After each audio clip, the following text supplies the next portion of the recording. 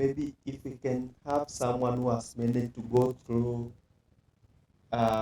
what we learned yesterday or to review the video, can someone, any volunteer, um, remind us what we were able to look into?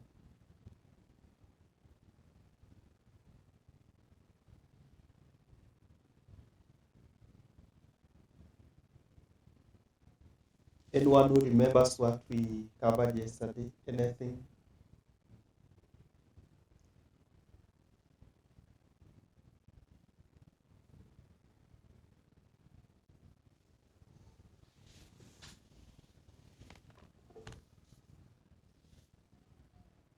Yes, Peter Simon.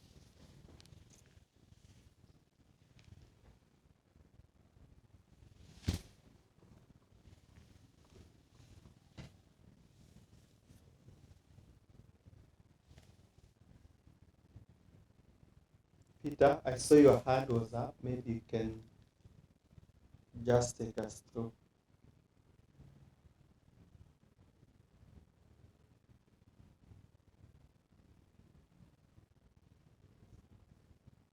Can yes? Anyone who remembers whatever we learned yesterday? It is not a must you mention each and every word, but just whatever you remember.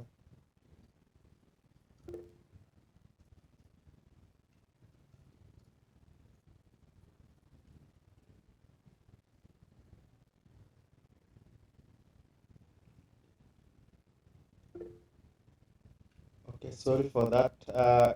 There's someone who has raised her hand. I think that's Iradukunda. You can maybe assist us.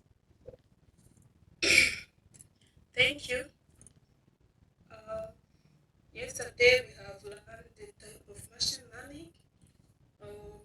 We have seen supervised learning machine, which use leverage data, and we have seen supervised learning, which use leverage data, and we have seen semi-supervised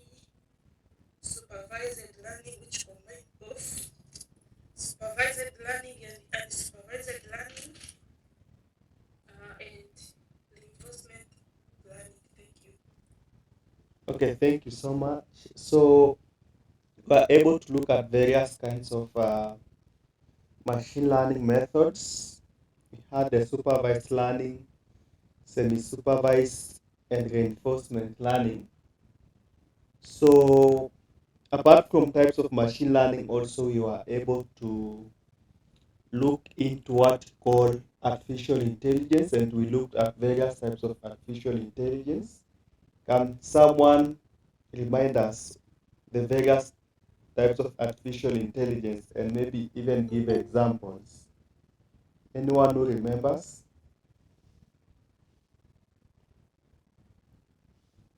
the different types of artificial intelligence and maybe some examples or use cases?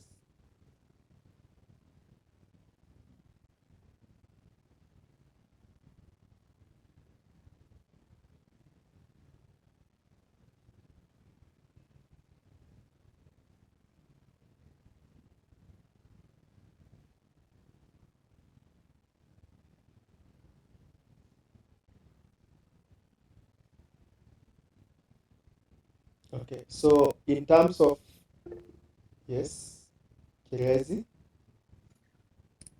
Thank you, Xavier. What I remember is one of the types of AI is computer vision. I'm not getting the right example, but I remember that you said that it's used in agriculture sector. I don't remember the exact example of that one. Okay, thank you. So computer vision, yeah, we say that it belongs to what we call vision AI, artificial intelligence, and as you have mentioned, that we say that one of the use cases is in the agricultural sector, whereby it is used in what we call precision agriculture, and also in the health sector or medical sector, it is used in disease diagnostic in terms of real-time detection of diseases and so on.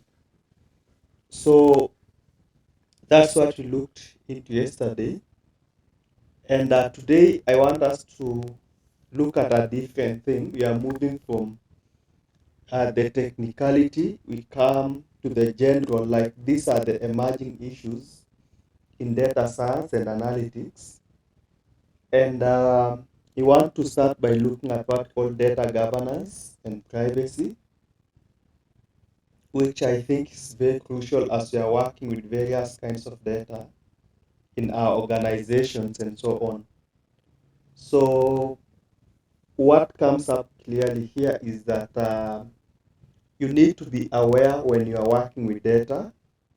And in this case, we are talking about personally identifiable information.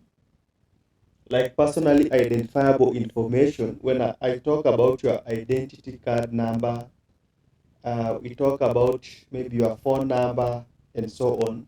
Those are personally identifiable information. Of course, the name also can be, but you see, when it comes to the name and so on, a name can be shared by different people, uh, which does not put it so much into very sensitive kind of data as compared to maybe the identity number and so on. So when you are working with this kind of data, it needs some kind of significant legal and of course regulatory compliance. And maybe later I like to hear from your end, as I mentioned yesterday, maybe what your various jurisdictions looking into with regards to data privacy or data governance. So I'll also be looking forward to hear from you. So what comes up clear is that any kind of failure, in terms of failure here, we mean data breach, like if you disclose personally identifiable information without consent, it can lead to some kind of very serious legal suits. You can be sued before a court of law. You can be given some fines and even losing consumer trust. So in terms of fines, and as I'm speaking, like, and also as I mentioned, I think yesterday, we we we saw like in Kenya, some of the companies or some of the organizations were fined huge amounts of money for violating of data privacy regulations. So, and that was done, like in Kenya, it was done by the Office of the Data Protection Commissioner, whereby the companies were fined a total of about, it was about um, 93,000 US dollars, and they were fined for the breach. One of the company, um, it was a digital credit provider. Let me just give some examples. And what it did rather, it received a penalty because it was found capable of using names and contact information of some of the people or the complainants. And this information that the digital credit provider used, it was obtained from a third party. So, so they obtained this information from a third party, and they used the names and contact information to send threatening messages and phone calls for um, loans that were defaulted and so on. So they were also fined for violating some of the regulations. Another one, maybe just to give an example, there was a restaurant. So what the restaurant did,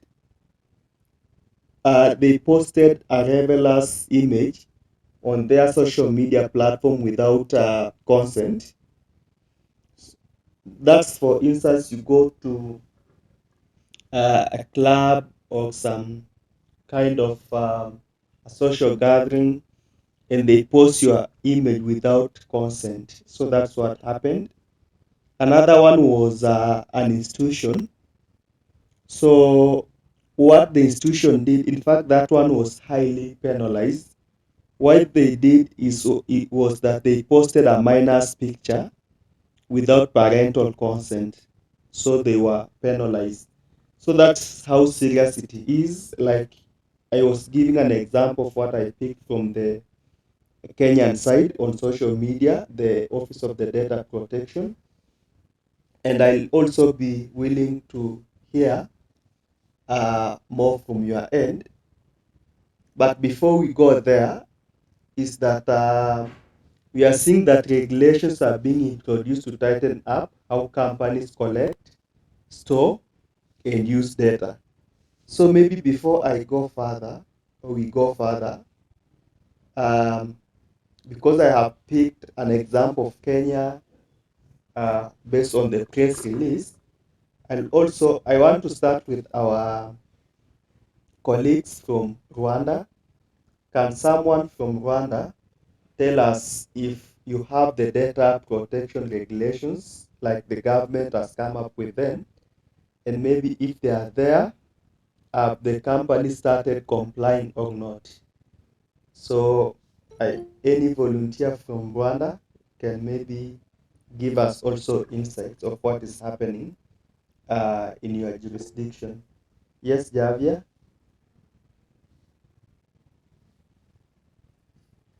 Yes, good evening. Good evening. Am I audible? Yes. All right. So, regarding data governance and protection here in Rwanda, as of 2021, we have a regulation and we also have an institution in charge of that. When you go through our data protection and data governance law, they talk of mainly two entities. We have data processors and data controllers.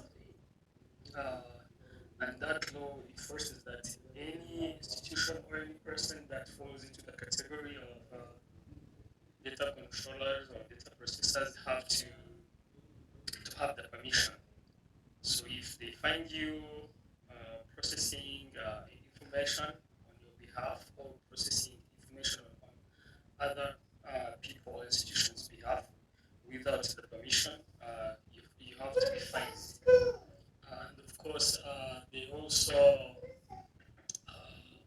require the data processors or data controllers to have a team in place to control how data is processed or how data is used or how data is stored. So mainly we have data governance and data protection. Thank you. Okay, thank you so much, Javier, for the insight. Maybe in terms of now enforcement, like as I have given an example of Kenya, whereby already some of the institutions have been fined heavily. Have you experienced such in terms of enforcement? Because sometimes regulations sometimes exist, but you find out that there's no enforcement and so on. Maybe you can, in case you have any information, you can share with us. I'm not aware of any institution or any person yet who is fined for for data breach. But if maybe my colleagues here from Rwanda have any information regarding that, they can share with us. Thank you so much, Javier. Anyone from Rwanda who maybe has any other information to add on what Javier said?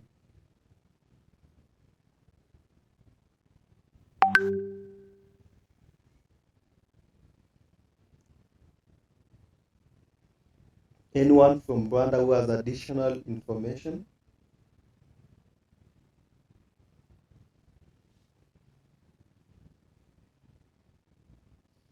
Good evening.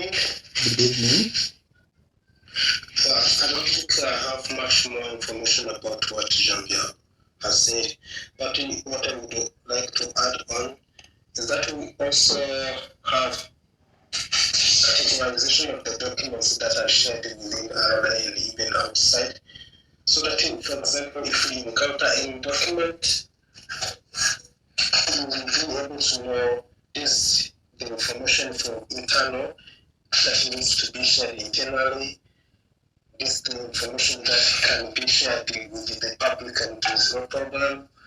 This is the information that is for specific groups and they have not to be shared with the others. And from this, we also trying to find a way. For example, if there's some information that you need to share, the information that you need to get from our printers, we make sure that if you print like a document, you will be only the person to find that document, and you are not going to print a document and it can be collected by anyone else.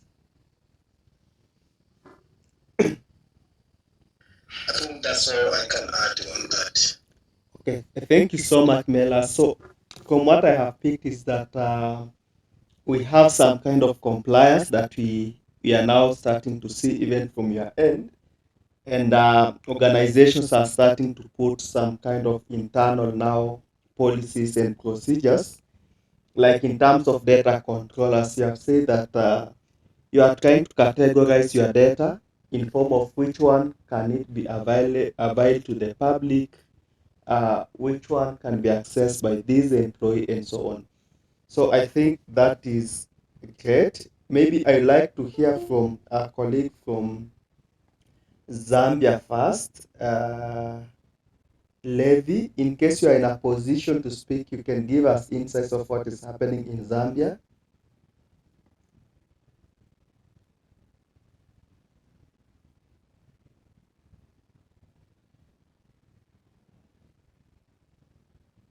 Good evening, colleagues. Good evening. I hope the East is doing as a lady, but I'm from Malawi.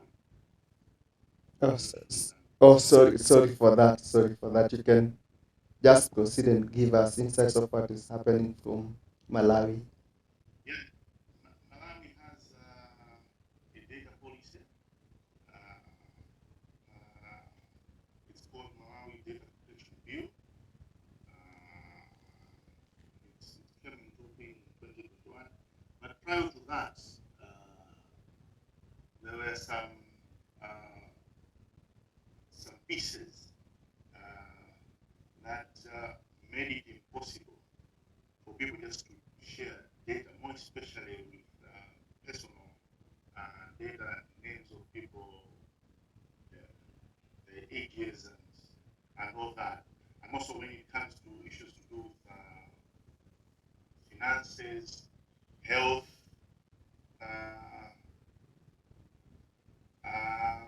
but we haven't had any data breach that has happened, like what happened with Yahoo. I mean, we read some years back with these email service providers, some of the data people had access to some information about some final details about people. That has not happened in Malawi. So we haven't had any major issues that have been, say, people taking each other to court. But yeah, we are guided by this data protection bill, and it becomes a problem when people say you want to do a study on access to, say, treatment and all that.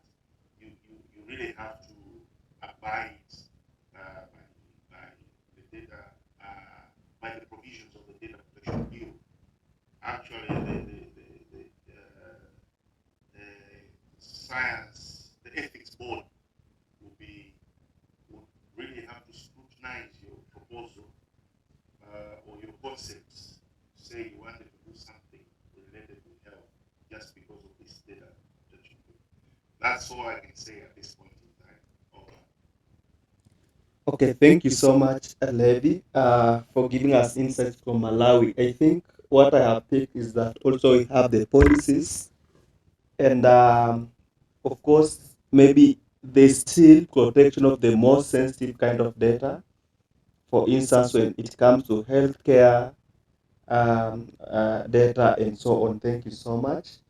I think George Tapeza, in case you're in a position to speak, maybe you can give us insights from now Zambia. Okay, thank you so much, Mr. Xavier. In Zambia, there is a Data Protection Act, which was introduced in 2021. This this law provides for the rights of data subjects. It also regulates how personal data can be collected, used, transmitted, and also stored by the data controllers and the processors at the same time. But the only issue is that a lot of people or stakeholders are not even aware. A lot of people in general are not aware of this act.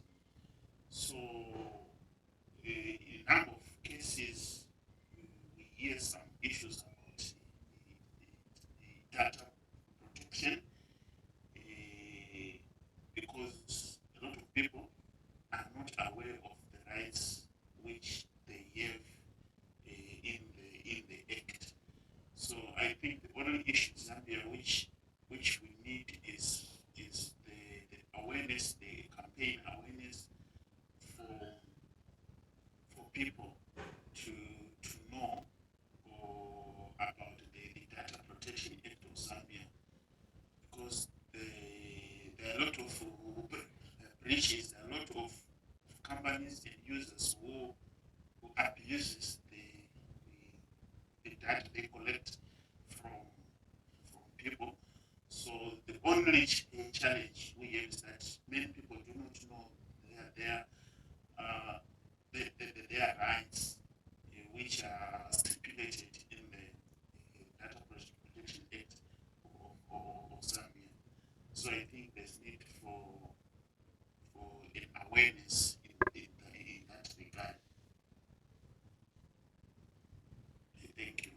Okay, thank you so much, George, for the insight. So, what I have picked is that yes, we have these regulations, but whatever is pending, like in terms of or whatever is hindering the implementation of this data protection regulations in Zambia is that the aspect of the awareness.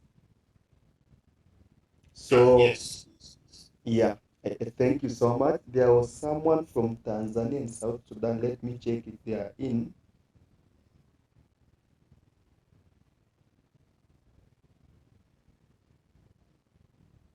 Okay. Our colleagues from, we had someone from Tanzania and South Sudan, but they are not in. But let me pick someone from maybe Kenya to also assist us, give maybe more insights or to add on whatever I had picked.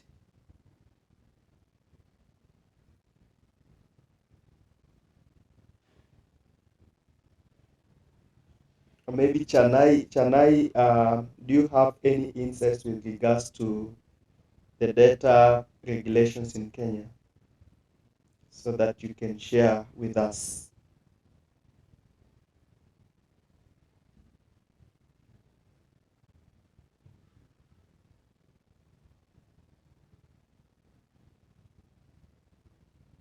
Sorry, Xavier, pardon.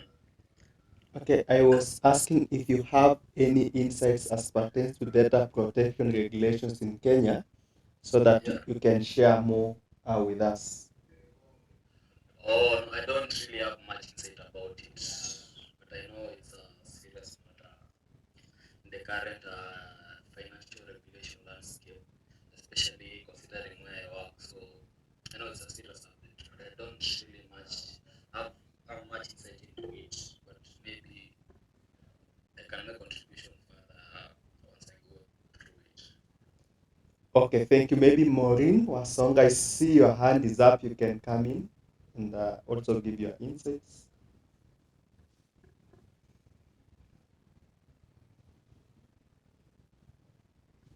Maureen, I see your hand is up. Yeah, hi, good evening. Good evening. Okay, maybe I can just contribute something about what you already told us. Um, of course, we have Data Protection Commission, and just the other day we got some news about some company, the mobile lending platform, one of the mobile lending platforms that actually misused some of the information that they had from a client. By getting the contacts from the client and probably calling those contacts, and that was a breach of the data protection. So they were heavily fined. Then we also had another case of a school that posted the photo of of a learner without the consent of the parents, which was also against it was a breach of the data protection. So action was taken. So you can actually see that the Data Protection Commission is really doing a lot, and there are policies to safeguard the data of individuals. And other than that, actually, there's also some news going around about other policies, whereby if you're a WhatsApp admin, you're actually supposed to ensure that whatever news is circulating is authentic and not fake. So I think in Kenya there's so much in terms of data protection.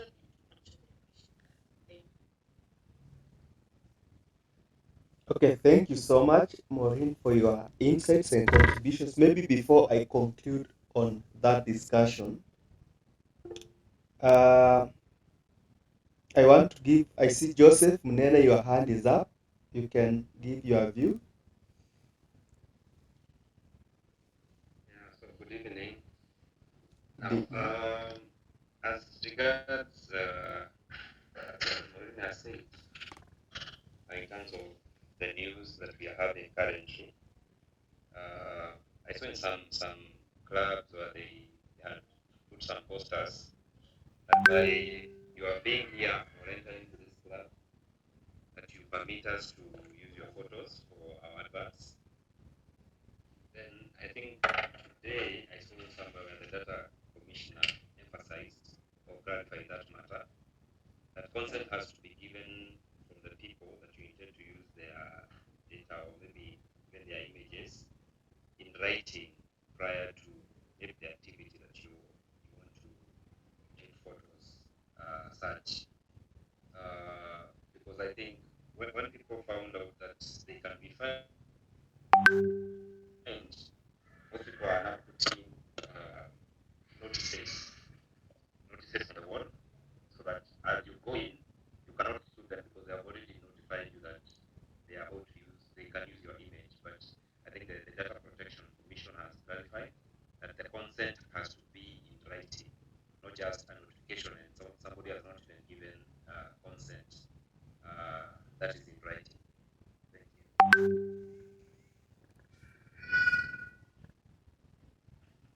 Okay, thank you so much, Joseph, for adding those insights.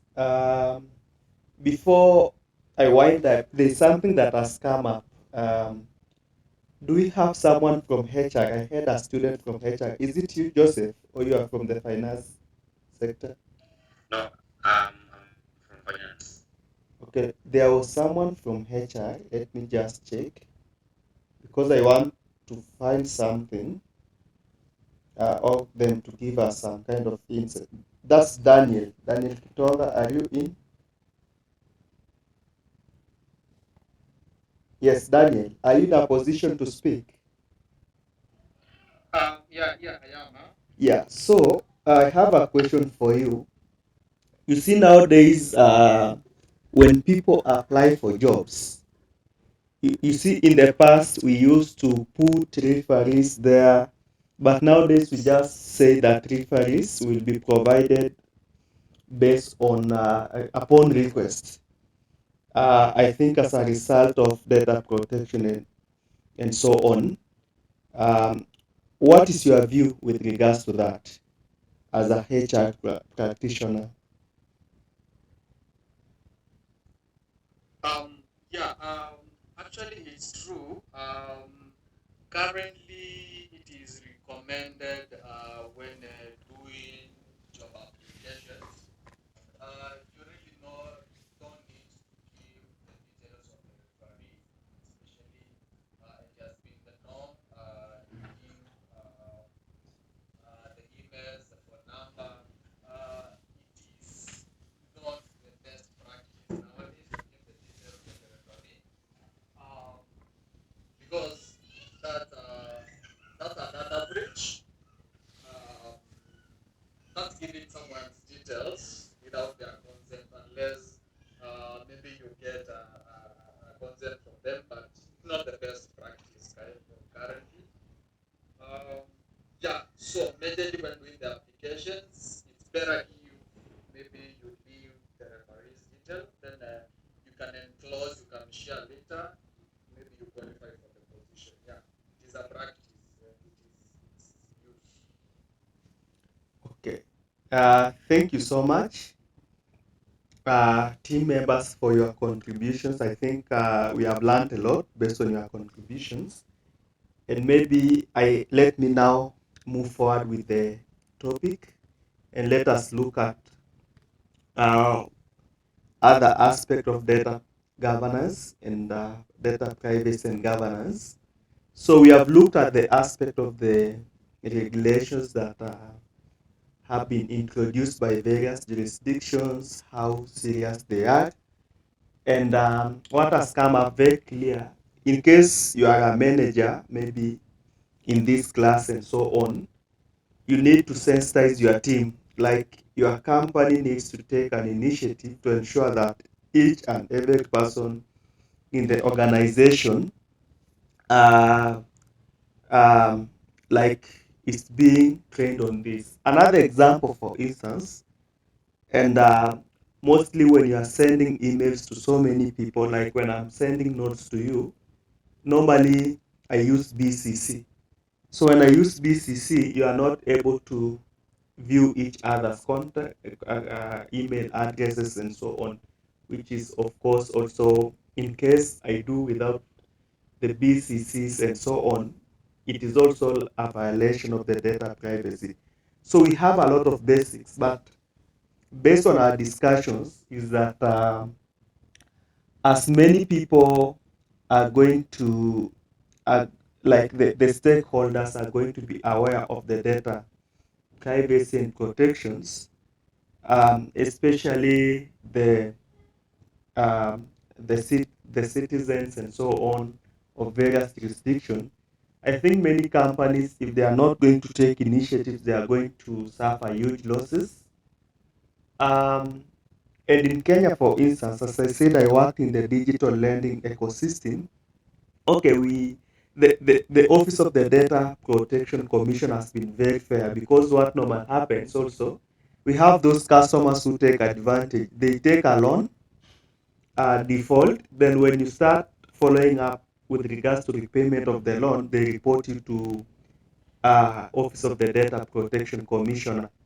So following up with your loan, if you are contacting the customer who gave you his or her contact directly without going to the that's the phone book and so on, that's not a violation. So these organizations that have been fined also, an investigation has been carried, and of course justifiable evidence has been provided, and that's why that one has been implemented. So, as you are saying that it is very important to have specialist legal advice when working in practice, and this one cuts across irrespective of a member of the staff. It is high time organizations take this very seriously to avoid legal costs. So, another thing I want to mention here is that businesses are successful mostly with the insights that they obtain from third party data.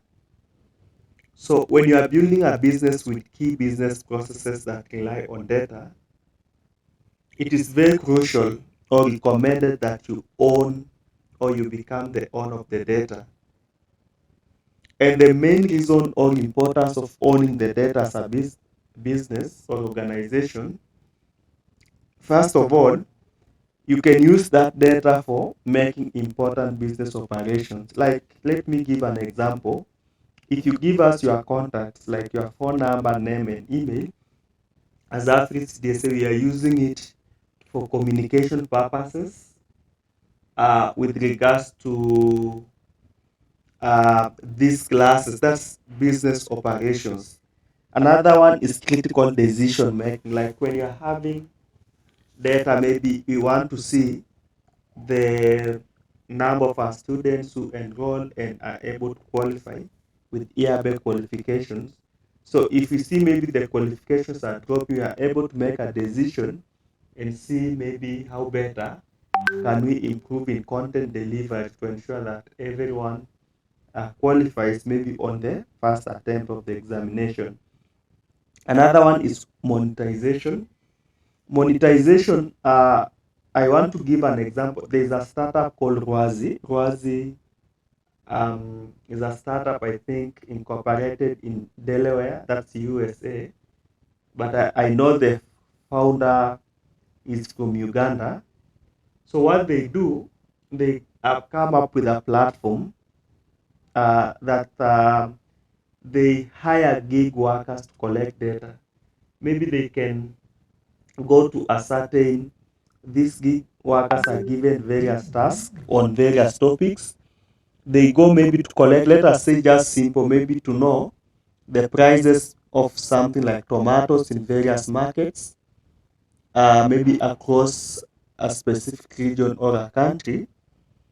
Then as this data, as these people are populating the data, that's the enumerators or the gig workers, they are able to receive that data in real time in their servers, and it is analyzed.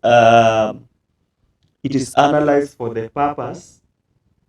The data is analyzed and it is being sold. Like, you see, if you have an investor who wants, a foreign investor who wants to invest in a certain country, they also do market research. So they need such kind of data to make decisions.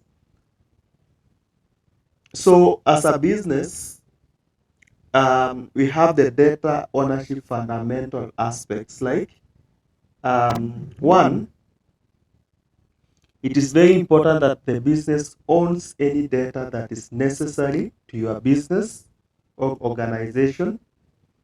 Secondly, you must have the necessary rights and permissions to collect and use the data. Like, as you have talked about, we have seen in Kenya, in Rwanda, you are supposed to register either as a data controller or a data processor.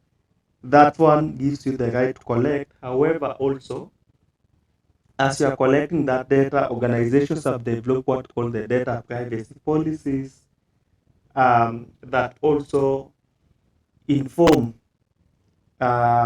people or customers on why are they collecting this data, where will it be used, and so on. So it is very necessary to have the necessary rights and permissions to collect data. So when we are talking about this now, we are talking about you ensure that you have the correct rights in place, not just rights and so on. So that one leads us now to what are the best practices for verifying data rights. First of all, it is very crucial to have what called metadata always for the purpose of verifying data rights. Metadata is data on data.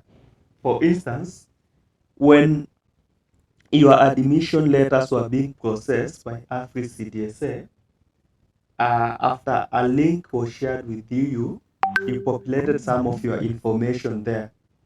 So, yes, you shared with us the information, a screenshot image with your information.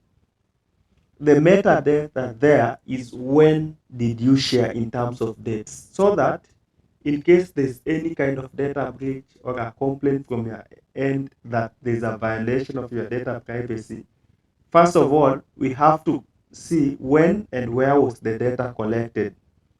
So we say that this data was collected on this date of September, um, and it was collected maybe via this platform and so on. And then what permissions were given. The data was just for processing of the admission letters and any other communication with regards to your study, community learning, and so on. So it is very important to know that, because if you know that as an organization, even if there is a complaint, someone might forget that they gave you the rights and permissions to use data. So that one can assist you to defend yourself as a company or an organization. That now leads us to what called the General Data Protection Regulations, what called the GDPR. The General Data Protection Regulations is just like the international accounting standards, like the IFRS and so on. They are just guidelines. So, but we have seen from our discussion, our contributions, that various jurisdictions have various kinds of their own regulations. But we have this general. The GDPR is a new legislation by the European Union, and the purpose of this is to protect personal data. So what it does, it just defines standardized data protection laws, and for them is that for any company that fails to comply, a fine of up to 20 million euros is applied. Like any company that fails to apply, about 20 million euros is applied. So you see that even, of course, we have these general data protection regulations, like a template that can be used as a point of reference. So what is very important, we have two things you need to remember from this class. Like, you need to remember that private data has to be protected. Secondly, is that after today's session, you need to know that private data must be used for the purpose for which it was handed over. Like, for instance, you give us your data for the purpose of your studies and continuous learning. Then you hear someone someone doing telesales from a different company. They are calling you that they want to give you a mortgage or a car loan. Then when you ask maybe, where did you get my data? They are talking about maybe you got from this organization. So you see, it means that there's a data breach there. Maybe you are selling data, and also maybe within the organization, let me say maybe you gave your data for the purposes of maybe attending classes alone, and then you start receiving any other different information against what you provided for. So that's also a violation. Also, it is very important to communicate to users what data you are going to collect from them and how it will be used. Like, it is very essential to communicate to your users the kind of data you collect and how it it is used. So pick those three concepts, and I know from just based on the discussions, I think those already maybe in Kenya and so on, the news on those organizations that were fined have made people maybe now to start becoming more aware. But generally, we should know that you should be also maybe ambassadors of this with regards to data privacy and regulations to ensure that there's maximum compliance within the organizations that you are working and any other platforms that you can share. So I don't want to go further with regards to this, the data governance and protection. I want to hear maybe have more questions from the team. Maybe have more questions from the team with regards to this. It can be a question, it can be an additional point, or any kind of observations with regards to data privacy and governance.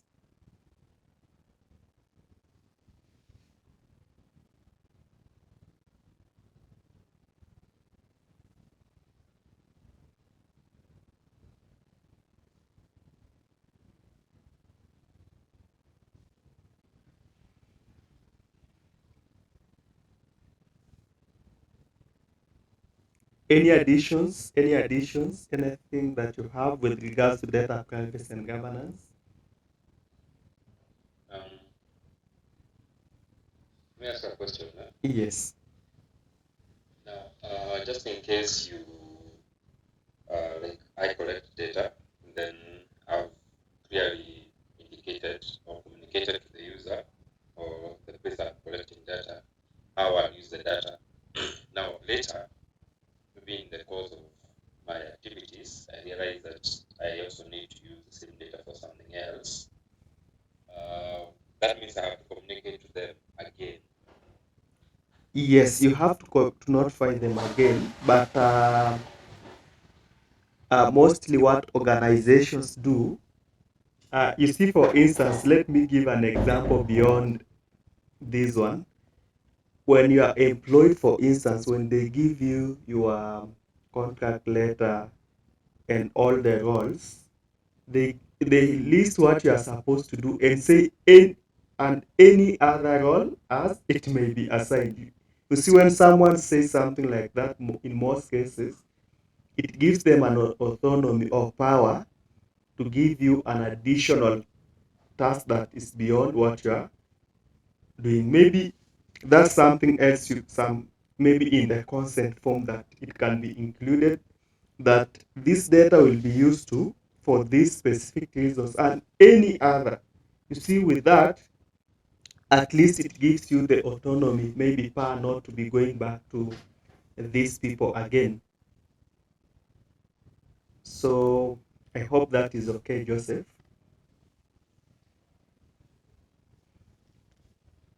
Yeah, that's okay with me. Thank you. Okay, thank you. Any other question? Maybe last two.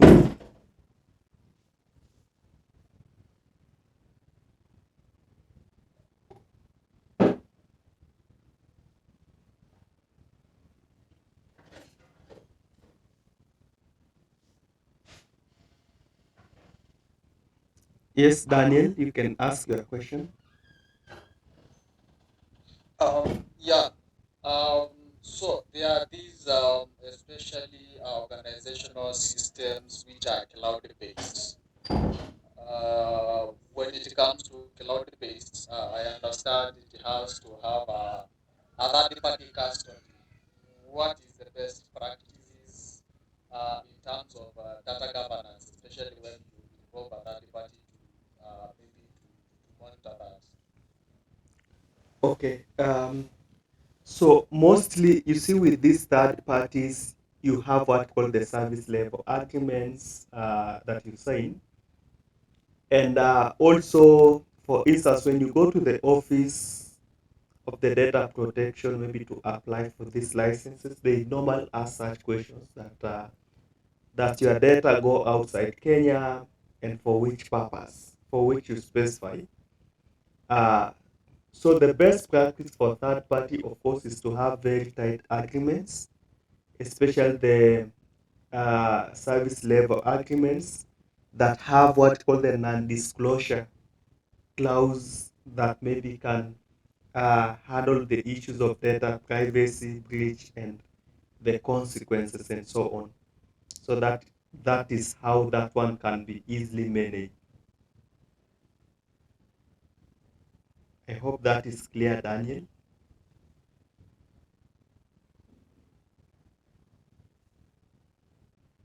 Hello, Daniel. Yes, it is. Thank you. Okay, thank you. Any other question, team?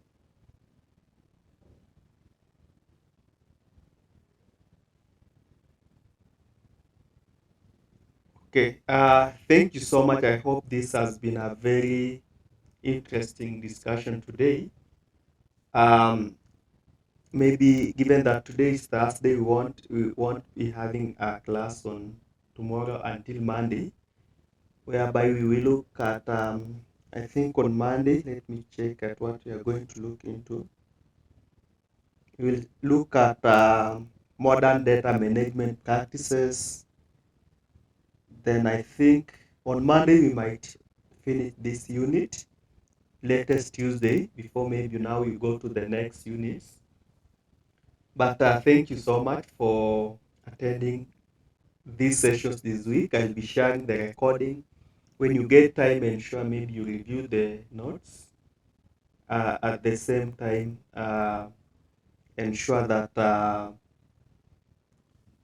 you go through the videos. Yes, before I wind up, I see Joseph, you have again raised your hand. You can come up. Yeah, sorry. There's something that has come up in my mind. There is the way, like for us, in a financial institution, there is the data which we require maybe from a customer, and then maybe somebody, the forms that we have, there's some information that is written in maybe small letters and numbering maybe up to 30. Now, can a customer come later and claim that they were not literate enough, that they just signed maybe a document blindly, not knowing that their data will be used for a certain thing, so that they hold on to the issue of illiteracy?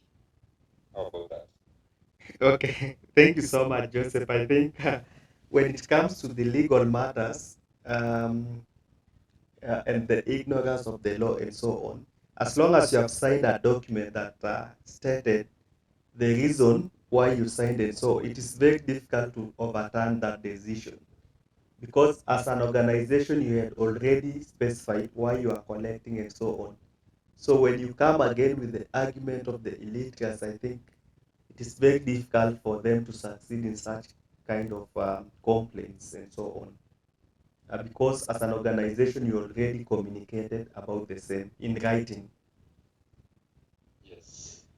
Yeah, that's the same thing where I work. You see, people don't read terms and conditions, so people just accept and move on. Later, when they come to complain, they find out that they accepted the terms and conditions.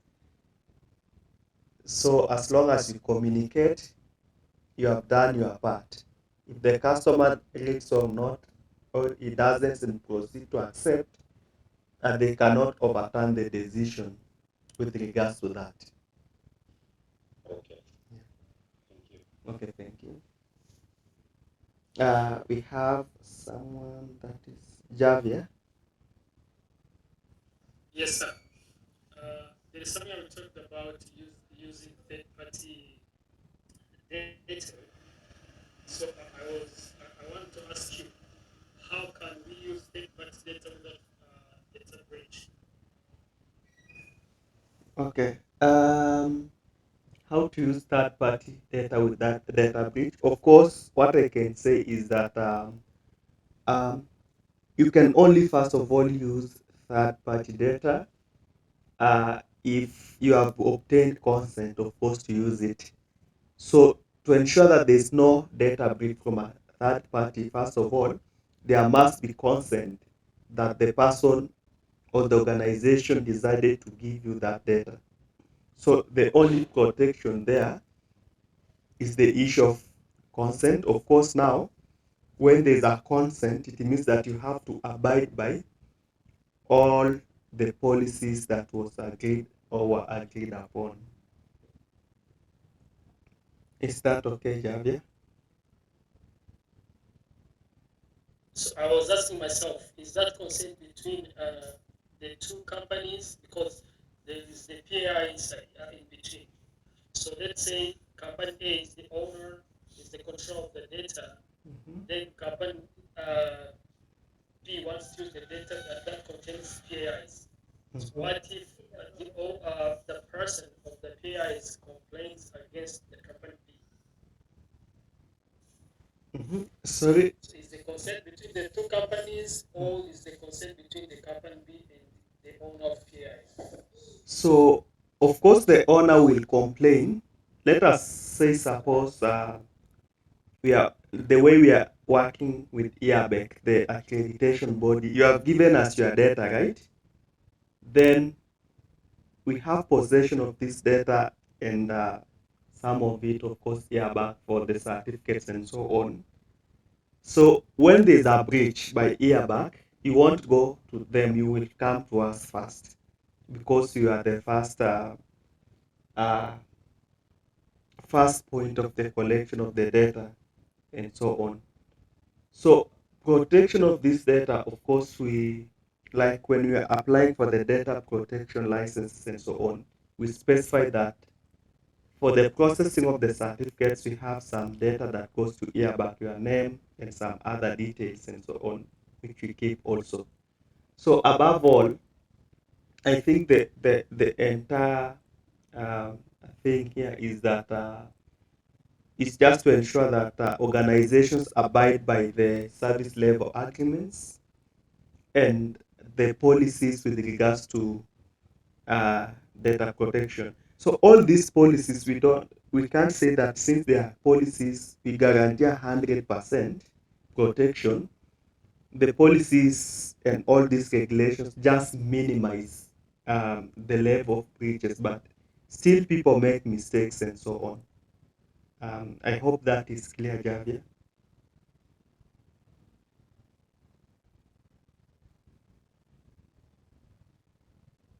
Hello? Hello? Hello. Yes. So maybe before you come, Joseph, as we conclude, Javier, have I answered your question?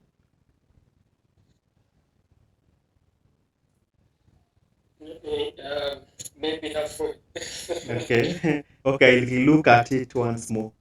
Maybe you can text Because me. what I was saying, Mhm. let's say the data was collected by company A, Mhm. and there was consent between the owner, let's say Janvier, and company A.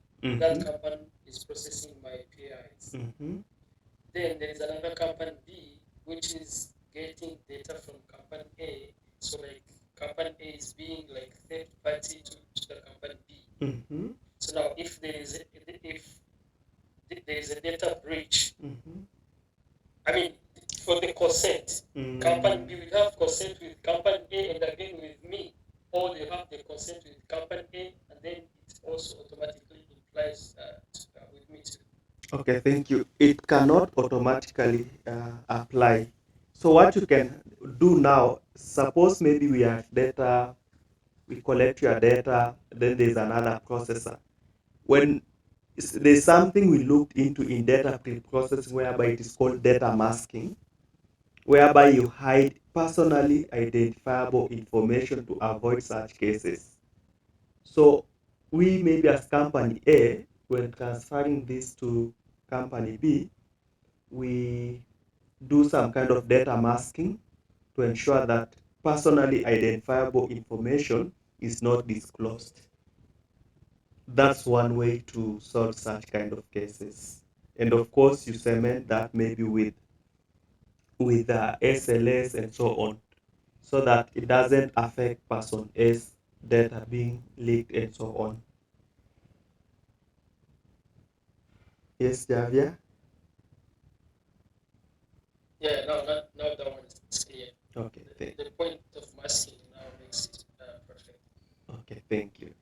Maybe we can have two more questions. Thank you. Two more, then we end there. Joseph, after Joseph, we have Melas, then Elizabeth. Let us start from Joseph. I think I have any question. Yes. Yeah. Oh, no worries. Melas.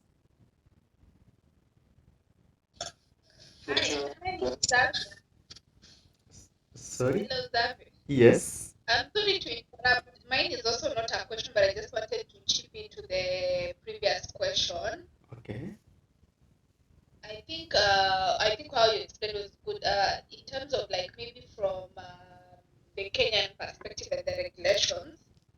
So maybe like how he asked about company A. Company A, I think they have to give the information to the individual and tell them that their data will be used. They have to pass that information and let them know that their information is going to be used for other purposes. And so now company A is the collector and company B, which is also now processing, it will be a company, will be the data processor working for company as long as it is registered. So I don't think there's any breach of data rights and regulation. I mean, in that concept, I mean in terms of the Kenyans, in terms of how I think the Office of the Data Protection has explained that. Okay, thank you so much, Elizabeth, for the additions. Joseph, do you have something before Melas comes in? No, I don't have anything. Okay, because I see your hand is up, sorry for that. Melas, you can close with what you have maybe from your end. Okay, thank you. In addition to what you responded to, Janvier, I have something to add. I think when it comes to third parties, a company that has a consent with a person, before they sign the contract between an organization and a person, they first of all need to define what they are going to use. The data that they are collecting, what are they going to use for? What will maybe are the third parties? So that today, if you are signing the consent between a person and the organization, then those parties are also mentioned. And when they sign the contract or the consent, that consent clarifies what are going to, who is going to be the third party. And once a person signs that consent, then the fact that the company has shared the data with the third party that is in the consent, I think there is no data breach. Thank you so much, Melas. Yes, it is very clear. I think what is coming up very clearly in our discussion is that what is very important from the word go is disclosure. Like you disclose on, like when you are to those owning the data owners and so on, or it is called the data subject. You disclose to them what is the data for and what purpose are you going to use and who other people might access it. I think that is what is coming up very clear from this discussion. Maybe I can give Amwai, Alfred also an opportunity to contribute. Then after that, maybe we can now close. Yeah, thank you. Hope I'm clear. My name is Alfred Amai. Yes. Yeah, so maybe just to add on what my colleagues are saying, just to look as a Kenyan example, like for instance, if you got a loan from any institution, then you maybe default, your data usually is forwarded to a collection company. Usually that they start together now to follow up on the first now like the company A, they follow up on their behalf. So maybe go to the question that maybe how at what point did I sign the agreement with the point B now, because usually they have more information about you, that the loan, this was your loan, you're not clear. So maybe I got it now the terms and condition where you added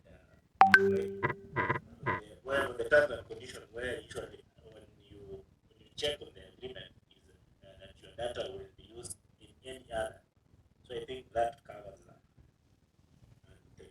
Okay, thank you so much all for your contributions. Thank you, Amwai, and each and every person who has contributed. I think this has been a very interesting session today. Uh, just take the notes, like whatever we have learned, and put in practice wherever.